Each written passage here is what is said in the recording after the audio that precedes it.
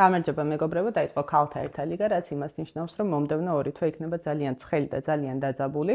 ჩემი აზრით, VNL-ი, იგივე ერთა ლიგა არის მსოფლიოში ერთ-ერთი საუკეთესო ტურნირი, რაც სტარტდება ფრენბურთში, რადგან მასში მონაწილეობას იღებს 18 საუკეთესო გუნდი მსოფლიოს მასშტაბით, როგორც ქალებში, ასევე მამაკაცებში, მაგრამ მე ვისაუბრებ ქალთა ფრენბურთის შესახებ, რადგან მამაკაცების თამაშებს დიდად თვალს ვერ ვადევნებ და არ ვარ გარკვეული, სხვათა შორის, სწორედ ამ დროს დავიწყე შარშან კონტენტის შექმნა ოღონდ სხვა პლატფორმაზე ფრენბურთის შესახებ და იქიდან გამომდინარე, რომ საკმაოდ მაღალი გამოხმაურება მოყვა ამ ვიდეოებს, გადავწყვიტე და შემდეგ უკვე YouTube-ზეც გამეკეთებინა ჩემი გვერდი და შემექმნა ფრენბურთის შესახებ ვრცელი და საინტერესო ვიდეოები. მგონია, რომ დღევანდელი ვიდეოს ყურების შემდეგ თქვენ ასე თუ ისე გაერკვევით ამ ტურნირის სისტემაში, აარჩევთ თქვენ ფავორიტ გუნდს, თუ უკვე არჩეული არ გყავთ და ასევე მოგიყვებით იმის შესახებ, სად შეიძლება უყუროთ ამ თამაშებს, ასე რომ დავიწყოთ 2026 წლის ერთა ლიგის განხილვა ერთად.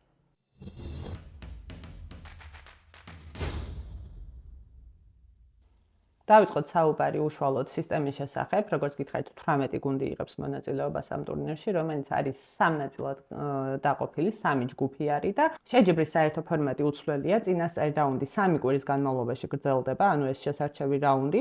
ყოველ კვირას ვიხილავთ 6 გუნდისგან შემდგარ 3 ჯგუფს, რომელიც მსოფლიოს სხვადასხვა ლოკაციაზე გადანაწილდება. თითოეული გუნდი პირველ რაუნდში 12 თამაშს ითამაშებს. ეს არ ნიშნავს, რომ ყველას ეთამაშება. ისე არის გადანაწილებული ჯგუფები, რომ დაბალანსებულია სამივე ჯგუფის თამაშები ერთმანეთთან. პირველი რაუნდის დასრულების შემდეგ ეტაპზე უკვე ტოპ 8 გუნდი გადადის, ან 7 გუნდი პლუს ჩინეთი, რადგან ჩინეთი არის მასპინძელი, რომლებიც უკვე მაკაოში ითამაშებენ. პირველი რაუნდის დასრულების შემდეგ ბოლო ადგილზე გასული გუნდი VNL-დან გავარდება და მათ ადგილს 2026 წელს VNL-ში მსოფლიო რეიტინგში ყველაზე მაღალი რეიტინგის მქონე გუნდი დაიკავებს, რომელიც ჯერ VNL-ში არ არის. ფინალური რაუნდი საკმაოდ მარტივია, რომელიც ჩინეთში ჩატარდება, იქ იქნება უკვე წაგება გავარდნა, გადავალთ შემდეგ უკვე პლეი-ოფებში და ფინალსაც ვიხილავთ. შეეხება შემადგენლობებს, თითოეულმა ფედერაციამ გადააგზავნა 30 კაციანი გაფართოებული განაცხადი. უშუალოდ რომელიმე ლოკაციაზე სათამაშოთ ისინი ირჩევენ 18 კაცს, შეუძლიათ 18 კაციანი შემადგენლობით ჩავიდნენ. თამაშის წინ აგზავნიან 14 კაციან განაცხადს და ეს 14 კაცი იღებს მონაწილეობას ამა თუ იმ თამაში, რომელიც უწევს ამ გუნდს და დანარჩენი 4 ელოდება ტრიბუნაზე, მათ ფორმის ჩაცმის უფლებაც კი არ აქვთ. წლევანდელი VNL იქნება ძალიან მნიშვნელოვანი გუნდებისთვის, რადგან უკვე 2028 წლის ოლიმპიური თამაშების საკვალიფიკაციო ეტაპი იწყება. მიუხედავად იმისა, რომ უშუალოდ ერთა ლიგას არ აქვს გავლენა ოლიმპიურ თამაშებზე, ისე არის მსოფლიო რეიტინგი აწყობილი FIVB-ის, რომ ყოველ თამაშს აქვს გადამწყვეტი მნიშვნელობა, თქვენ შეგიძლიათ ან მოიპოვოთ მსოფლიო რეიტინგის ქულები, ან დაკარგოთ. ამიტომ მგონია, რომ ყველა გუნდი ძალიან ეცდება ქულების დაგროვებას იმისთვის, რომ 3 წლის შემდეგ 3 VNL-ის შემდეგ შეძლონ იმ ქულებით, რომლებიც საჭირო იქნება საკვალიფიკაციო ეტაპისთვის, მოხვდნენ უკვე ლოს-ანჯელესის ოლიმპიადაზე და ზოგადად ერთა ლიგაზე პირველ კვირას გუნდები თავის ვარსკვლავებს ასვენებენ ხოლმე იმისათვის, რომ შემდეგ მესამე კვირას დაიმატონ და ფინალური ეტაპისთვის უფრო მზად იყვნენ. მე მგონია, რომ თავისი ვარსკვლავები ეყოლება აუცილებლად ბრაზილიას, იმისათვის, რომ სახლში კარგად წარსდნენ და კაი თამაშები აჩვენან. გარდა იმისა, რომ ვარსკვლავები ისვენებენ, ეს ძალიან კარგი საშუალებაა მწვრთნელებისთვის, რომ ახალგაზრდა მოთამაშეები გამოცადონ, იმიტომ რომ აგვისტოში უკვე არის კონტინენტის პირველობა და ყველა ეცდება, რა თქმა უნდა, მოგებას ამ ჩემპიონატების.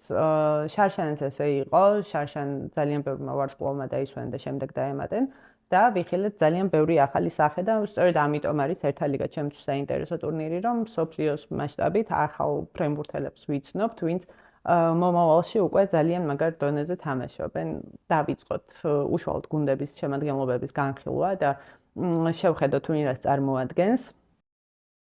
გეტყვით, რომ წელს ყავს დებიუტანტი, რომელიც შარშან ამოვიდა რეიტინგის მიხედვით, ეს არის უკრაინა. უკრაინამ ბოლო 2 წელი ძალიან კარგად ითამაშა კონტინენტზეც და მსოფლიოზეც კარგად ითამაშა ძალიან.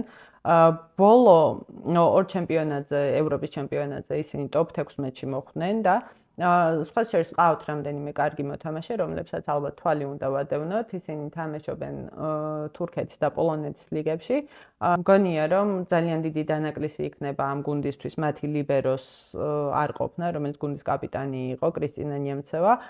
და იცით რა, თუ გახსოვთ, ვინც ჩარშან უყურებდა, ჩეხეთი შემოვიდა ძალიან კარგად ერთა ლიგაზე და მგონია, რომ წელს უკრაინაც ბევრი გუნდისთვის არ იქნება მარტივი მოწინააღმდეგე, სხვა შორის ჩეხეთი უკვე ბრწყინავს, დაწყებულია ერთა ლიგა და დღეს ჩინეთს მოუგოს 3-0. ამიტომ უკრაინისგანაც რაღაც საფრთხეს უნდა ელოდონ დანარჩენი გუნდები. შემდეგი მე-17 ადგილზე VNL-ის რეიტინგით არის ტაილანდი. ტაილანდი 2017 წლიდან ყველა VNL-ში მონაწილეობს და შარშან ძლივს გადაურჩა გავარდნას, სიმართლე რო გითხრათ, გადაარჩინა კანადასთან მოგებულმა ორმა სეტმა და გავარდა სამხრეთ კორეა, მაგათ-მაგივრად. ჩემი აზრით ეს არ არის VNL-ის შესაფერისი გუნდი. ერთადერთხელ გადავიდნენ მეორე რაუნდში, როდესაც 2024 წელს ფინალურ ეტაპს უმასპინძლეს. არაფერი განსაკუთრებული გუნდს არ აქვს. ძალიან საყვარლები არიან მოედანზე, მაგრამ საყურებლად, როგორც ფრენბურთის თამაში, მე არ მომწონს ტაილანდი და მგონია, რომ წელსაც აუთსაიდერებში იქნება. შემდეგი გუნდი, რომელიც გავიდა შარშან მე-16 ადგილზე, არის კანადა და კანადისგან რა თქმა უნდა შარშან მეცელოდნენ, მაგრამ იქიდან გამომდინარე, რომ მათ დააკლდათ ისეთი ვარსკვლავები, როგორც არის კირა ვან რაიკი, ბრიორალი და ალექსა გრეი, კიდევ ბევრს მიაღწიეს და კარგად გაქაჩეს, თან მსოფლიო ჩემპიონატზეც მერვედ ფინალამდე მივიდნენ. რაც შეეხება ერთა ლიგას, ერთა ლიგაზე მათ მწვრთნელს, რომელიც არის მსოფლიოში საუკეთესო მწვრთნელი, ჯოვანი გიუდეტი, ქონდა საშუალება იმისა, რომ ახალი მოთამაშეები აღმოეჩინა და მგონია, რომ წელს ეს ძალიან წაადგება. თან წელს შესაძლოა ლოს-ანჯელესის ოლიმპიადაზე უკვე ადგილი დაიმკვიდრონ, თუ ნორსეკას ჩემპიონატს, ანუ ადგილობრივ ჩემპიონატს მოიგებენ. ჩემი აზრით, ყოველ შემთხვევაში ეს გუნდი ვარსკვლავების დაბრუნების შემდეგ უკვე ბევრად წინ წავა. ჩემი ვარაუდია, რომ ტოპ 8-შიც უნდა შევიდნენ, მაგრამ ვნახოთ VNL-ზე ყველაფერი ხდება და დავალოდოთ, როგორ განვითარდება მოვლენები. შემდეგი არის გუნდი, რომელიც შარშან გავიდა მე-15 ადგილზე და ეს არის სერბეთი. სერბეთი ჩემთვის არის ერთი მოთამაშის გუნდი. თუ ტიანა ბოშკოვიჩი ხოძეა, ამ გუნდს შეუძლია ნებისმიერს გაუწიოს წინააღმდეგობა და ძალიან კარგი თამაში გვაჩვენოს. წინააღმდეგ შემთხვევაში არ ვიცი, ძალიან რთულია ამ გუნდის პროგნოზირება ტიანას გარეშე. ასევე არ ეყოლებათ გამთამაშებელი მაია ოგნინოვიჩიც და ალბათ ძალიან დიდი დანაკლისი იქნება ეს ამ ნაკრებისთვის. გარდა ამისა, ტიანა პირველ სათამაშო კვირას არ იქნება და სავარაუდოდ ისევე როგორც შარშან ბელგრადში, ანუ როცა უმასპინძლებს სერბეთი ამ ტურნირს, მაშინ დაემატება, მაგრამ აქამდე ვნახოთ როგორ მივა ეს გუნდი. შარშან ძალიან გაუჭირდათ, თითქმის ყველაფერი წააგეს და სახლშიც კარგად ვერ ითამაშეს. ამ ეტაპზე უნდა დავაკვირდეთ უზელაჯს და ჰენა კურტაგიჩს, რომლებიც დიდი ალბათობით იქნებიან ლიდერები ამ გუნდის. ჰენა რო საოცარი გოგოა, ამაზე ყველავთან ხვდებით ალბათ, ვინც ფრენბურთს უყურებს ხოლმე. და ასევე არ ეყოლებათ კატერინა დანგუბიჩი, რომელმაც ჩემპიონთა ლიგის ფინალზე ტრავმა მიიღო და ოპერაცია გაიკეთა. მოკლედ დიდი დანაკლისი აქვს ამ გუნდს და შევხედოთ, როგორ განვითარდება მოვლენები წელს ერთა ლიგაზე. მე-14 ადგილზე შარშან გავიდა ბელგია და ბელგია არის ძალიან საინტერესო გუნდი და ძალიან ახალგაზრდული შემადგენლობა ყავს, თუ დააკვირდებით ასაკებს ჩამოვწერა აქ და მიხვდებით რა კომპლექტაციის ნაკრებია. მათი კაპიტანი ბრიტ ჰერბორტსი არის საოცარი მოთამაშე და არც თუ ისე დიდია, 26 წლის არის. შარშან ძალიან დატვირთეს, სამივე კვირა ათამაშეს და წელსაც ალბათ ეგრე იქნება, იმიტომ რომ მის გარდა მომხსნელი არავინ ყავთ. დიდი ალბათობით თუ იპოვიან მეორე 4 ნომერს, ბევრ გუნდს უფრო სერიოზულ წინააღმდეგობას გაუწევენ, მაგრამ ამ ეტაპზე დაკომპლექტებულია ახალგაზრდა პერსპექტიული მოთამაშეებით და მგონია, რომ კარგი სათამაშო გუნდია, ოღონდ ტოპ 8-ში მათ ვერ ვხედავ, ისევე როგორც შარშან, უბრალოდ ეცდებიან, რომ დარჩნენ ერთა ლიგაში. შემდეგი გუნდი, რომელზეც ვისაუბრებთ, არის შარშან მე-13 ადგილზე გასული ბულგარეთი. ბულგარეთში ძალიან დიდი ცვლილებებია, შეიცვალა მწვრთნელი და გახდა ეროვნული ნაკრების მწვრთნელი მარსელო აბონდაზა, რომელიც ადრე ფენერბახჩესთან მუშაობდა. დიდად აღფრთოვანებული იქ არ ვიყავი ამ კაცის მწვრთნელობით, მაგრამ ნახოთ, როგორ გაართმევს თავს ეროვნულ ნაკრებს. ასევე გუნდიდან წავიდა ძალიან ბევრი ვეტერანი ფრენბურთელი, ვინც შარშან თამაშობდა და შარშან ბულგარეთმა მოიგო U19 წლამდელთა მსოფლიო ჩემპიონატი და სწორედ ამ გუნდით იქნება დაკომპლექტებული უმეტესობა ეროვნული ნაკრების. აუცილებლად უნდა დავაკვირდეთ ამ მოთამაშეებს. აქ გყავთ საოცარი ბავშვები. დიანა ივანოვა, რომელიც U19 მსოფლიო ჩემპიონატის MVP გახდა და ასევე 16 წლის კალინა ვენევა, რომელიც 16 წლის იყო მსოფლიო ჩემპიონატზე და ეხლა უკვე 17 წლის არის, მაგრამ ძალიან ახალგაზრდები არიან, როგორც გითხარით და ჩემი აზრით აუცილებლად უნდა დავაკვირდეთ ამ გუნდს.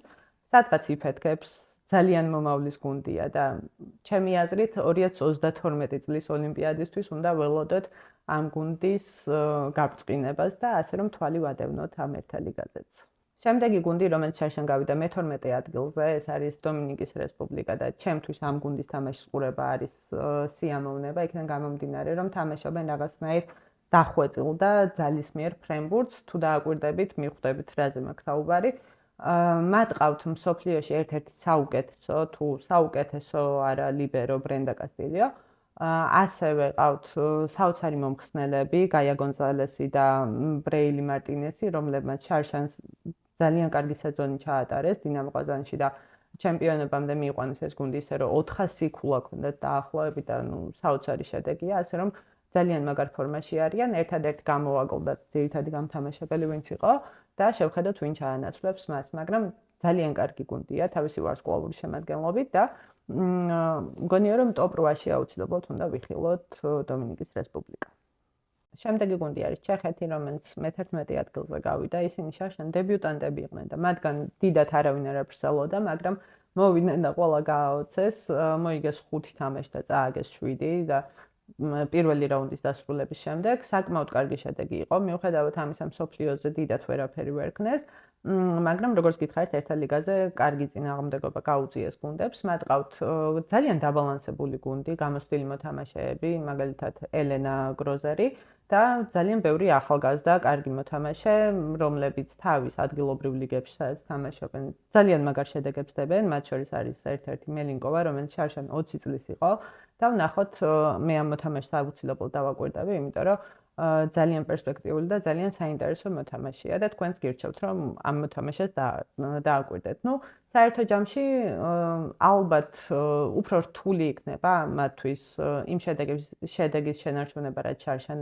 ჰქონდათ, იმიტომ რომ 100 თვის შეისწავლა მსოფლიომ ჩეხეთის ნაკრები, მაგრამ არ მგონია, რომ აუთსაიდერებში, ანუ გავარდნის პირას მივიდნენ, იმიტომ რომ საკმაოდ კარგი და დაბალანსებული გუნდია, როგორც გითხარით.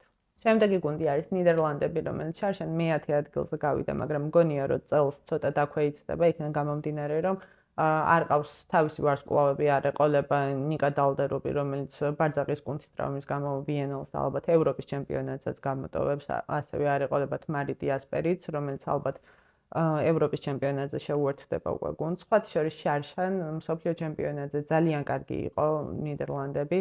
მე-6 ადგილზე გავიდნენ და მე-4 ფინალში იაპონიასთან დამარცხდნენ. ვნახოთ, როგორ განვითარდება ვიენელზე მოვლენები, მაგრამ არ მგონია, რომ ტოპ 10-ში შევიდეს ეს გუნდი თავისი ვარსკვლავების გარეშე, მაგრამ კარგი სავარჯიშო მოედანი ექნებათ ახალგაზრდებს და მწვრთნელს. მე-9 ადგილზე კი არის საფრანგეთი, რომლისგანაც ბევრი არ ელოდა ამ შედეგს და მსოფლიოში ისინი მე-13 ადგილზე არიან. სხვათა შორის 2024 წელს ერთალიგაზე მათ ჰქონდათ 2 მოგება და 10 წაგება, ხოლო 2025-ში უკვე 5-7-ზე გადავიდნენ, 5 მოგება ჰქონდათ და 7 წაგება. რა თქმა უნდა, საოცარ ფორმაშია ელენა კაზო, მათი მთავარი თავდამსხმელი, რომელმაც ვაკიფ ბანკთან ერთად ჩემპიონთა ლიგა მოიგო წელს.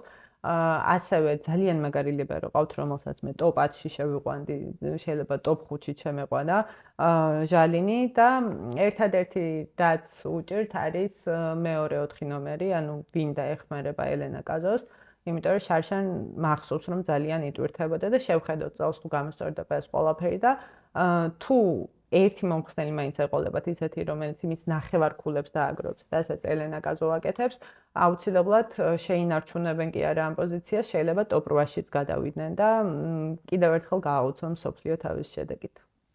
მე-8 ადგილზე კი გავიდა ამერიკის შეერთებული შტატები, რომლებმაც ძალიან დიდი ვარდნა განიცადეს იქიდან გამომდინარე, რომ ჯერ ერთა ლიგაზე გავიდნენ მერვე ადგილზე, მეოთხედ ფინალში იტალიასთან დამარცხდნენ, შემდეგ კი მსოფლიო ჩემპიონატზე მეხუთე ადგილზე გავიდნენ, სადაც მეოთხედ ფინალში თურქეთთან წააგეს უშანსოდ ორივე მატჩი, კარგად მახსოვს ეს გუნდი.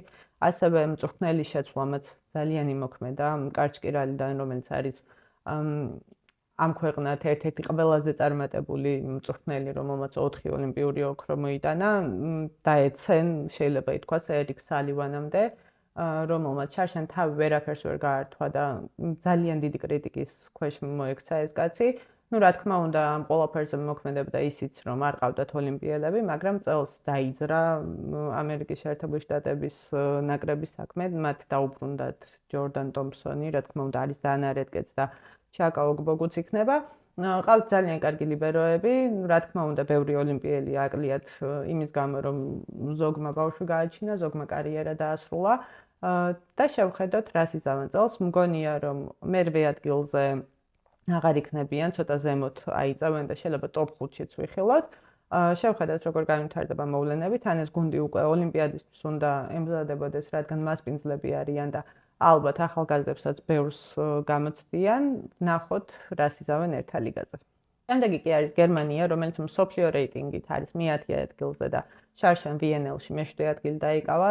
წელს არ მგონია, რომ ისეთივე წარმატებული იყოს ერთა ლიგა გერმანიისთვის, როგორც შარშან, იქიდან გამომდინარე, რომ არ ეყოლებათ მათ ძირითადი გამთამაშებელი კოსტნერი, რომელმაც ცერათითის ტრავმა მიიღო და არ იქნება ერთა ლიგაზე, ასევე არ ეყოლებათ ძირითადი ლიბერო ანა პოგანი და ძალიან რთულია გამთამაშებლის და ლიბეროს ჩანაცვლება ძირითად ექვსეულში, მაგრამ ყავთ მათი ვარსკვლავი კამილა ვაიცელი, რომელიც სკანდიჩის შემადგენლობაში ძალიან კარგი იყო, მაგრამ იქ შესაბამისად გამთამაშებელი და ლიბეროც ძალიან მაგარი ყავდა, მაგრამ შევხედოთ, რას იზამენ ერთა ლიგაზე.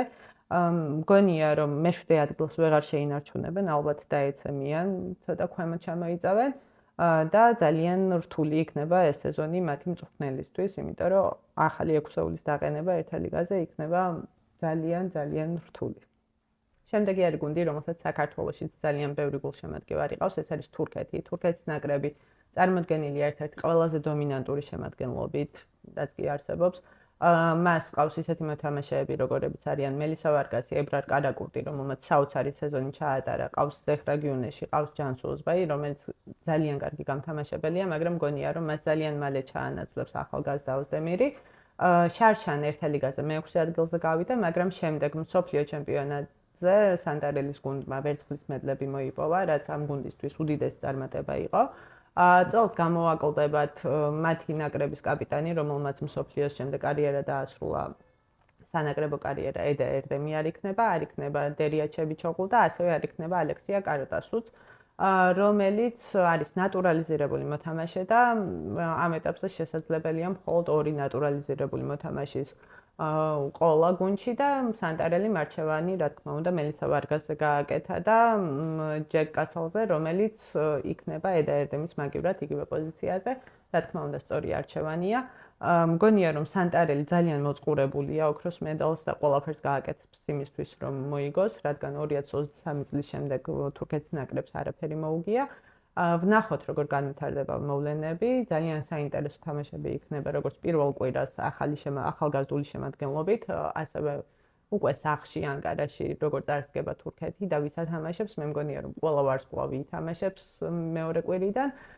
თვალი ვადევნოთ თურქეთის ნაკრებს ერთად და ვნახოთ, შევლენ თუ არა სამეულში და მოახერხებს თუ არა სანტარელი დაიბრუნოს VNL-ის ოქროს მედალი.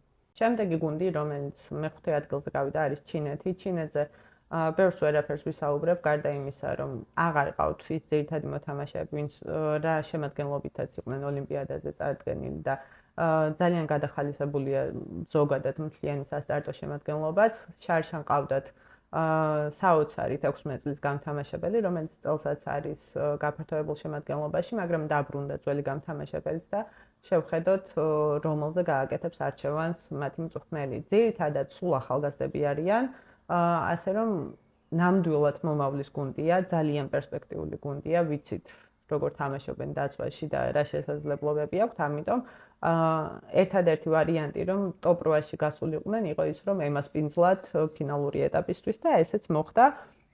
ფინალი ჩინეთში იქნება, ასე რომ მეორე რაუნდშიც აუცილებლად ვიხილავთ მათ. მე მგონია, რომ ახალგაზრდები, რომლებიც მოედანზე იდგებიან, უბრალოდ უნდა ისიამოვნონ თამაშით და გააკეთონ ყველაფერი იმისთვის, რომ როგორც მასპინძლებმა კარგი თამაში აჩვენონ მაყურებელს, მეც ისინი ვერაფერს იზავენ. შემდეგი გუნდი, რომელიც გავიდა მეოთხე ადგილზე, არის იაპონია. იაპონიის ნაკრები არის მსოფლიოში საუკეთესო დამცველი გუნდი, შეგვიძლია ასე ვთქვათ. ისინი საოცარ ფრენბურთს თამაშობენ და ძალიან მე სიმპათიურება მათი თამაშის სტილი. შარშან ისინი მეოთხე ადგილზე გავიდნენ ერთა ლიგაზე და ასევე მსოფლიო ჩემპიონატზეც. ვფიქრობ, რომ შარშან მწვრთნელის ცვლილებამ ძალიან დიდი როლი ითამაშა ამ გუნდის განვითარებაში. თურქმა მწვრთნელმა აკბაშმა სრულიად სხვანაირი ფრენბურთი ათამაშა. ისინი არა მხოლოდ დაცვით ფრენბურთს თამაშობდნენ, არამედ ძალის მიერზეც გადავიდნენ და ნახეთ ძალიან აგრესიული და ძალიან კარგი ჩაწოდებები იაპონელების მხრიდან, რაც აქამდე დიდად ვერ ვნახავდით სხვა მწვრთნელების ხელში, როცა იყო იაპონიის ნაკრები. მგონია, რომ BNL-ზე მათ შეუძლიათ საკმაოდ კარგი თამაშის ჩვენება და რატომაც არა შეიძლება სამეულშიც შევიდნენ, შარშანსაც მეოთხე ადგილზე გავიდნენ, შარშან წინ მეორე ადგილი დაიკავეს და წელს მგონია, რომ მედლებისთვის აუცილებლად იბრძოლებენ. ბრინჯაოს მფლობელი შარშანდელ ერთა ლიგაზე არის პოლონეთი. პოლონეთმა ზედიზედ 3-ჯერ მოახერხა ბრინჯაოს მედლის მოპოვება ერთა ლიგაზე. აღსანიშნავია, რომ სხვაგან ვერსად ვერაფერს აკეთებენ, არაფერი მოუგიათ ბოლო წლების განმავლობაში, მეოთხედ ფინალებსაც კი ვერ ცდებიან. გასულ წელს მსოფლიო ჩემპიონატზე მე-7 ადგილზე გავიდნენ. მათ ძალიან დიდი დანაკლისი განიცადეს, რაც პარიზის ოლიმპიური თამაშების შემდეგ ლეგენდარული ვოლოსი გამოემშვიდობა ამ გუნდს და ახლახანს კი სეზონის დასრულებამდე მათი ცენტრალური ბლოკის დამყენებელი, რომელიც ფენერბახჩეში თამაშობდა, აგნეშკა კორნელიუკიც გამოეთიშა სანაკრებო კარიერას და დაასრულა საფრენბურთო კარიერა ზოგადად. ერთ-ერთი მოთამაშე, რომელსაც აუცილებლად დავაკვირდები, არის პაულინე დამასკე, საოცარი გოგოა და შარშან მსოფლიოზე იბრძინა. და ყავთ კიდევ 1-2 მოთამაშე, რომელსაც შეუძლია ლიდერობის საკუთარ თავზე აღება. ვერ ვხედავ ამ გუნდს სამეულში, არ ვიცი რამდენად მოახერხებენ ამას, იმიტომ რომ ბევრად უკეთესი გუნდებიც არიან.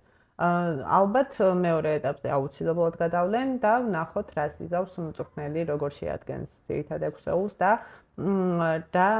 შედეგს დადებენ წელს ერთა ლიგაზე. შემდეგი კი არის ბრაზილია. ბრაზილია არის ნაკრები, რომელიც შარშან გავიდა მეორე ადგილზე ერთა ლიგაზე და გასულ სეზონში მხოლოდ 3 თამაშს ააგო და გაგიკვირდებათ 3-ვე იტალიასთან. რაც შეეხება შემადგენლობას, არიან საოცარი მოთამაშეები, ყავს გაბი, ბრაზილიის ნაკრებს მსოფლიოში საუკეთესო ფრენბურთელი ქალი, ყავს ანა კრისტინა დე სუზა, რომელსაც ცოტა წარუმატებელი ბოლო წლები ჰქონდა და 2023-ში და 25-ში ორჯერ მიიღო მუხლის ტრავმა და ძალიან რთული სარეაბილიტაციო პერიოდი ჰქონდა.